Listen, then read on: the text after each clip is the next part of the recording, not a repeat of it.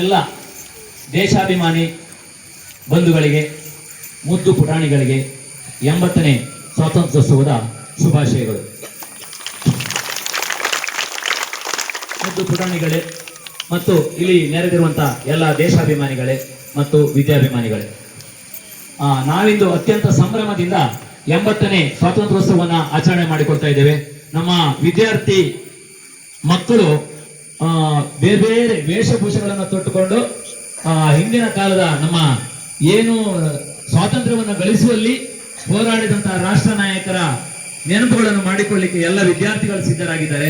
ಪುಟಾಣಿ ಮಕ್ಕಳನ್ನ ಈ ಸಂದರ್ಭದಲ್ಲಿ ನಾನು ಏನು ರಾಷ್ಟ್ರ ನಾಯಕರ ವೇಷದಲ್ಲಿದ್ದಾರೆ ಎಲ್ಲ ವಿದ್ಯಾರ್ಥಿಗಳಿಗೆ ಒಂಥರ ಅಭಿಮಾನದ ಚಪ್ಪಾಳೆಯನ್ನು ತಟ್ಟಬೇಕಂತ ವಿನಂತಿ ಮಾಡಿಕೊಳ್ತೇನೆ.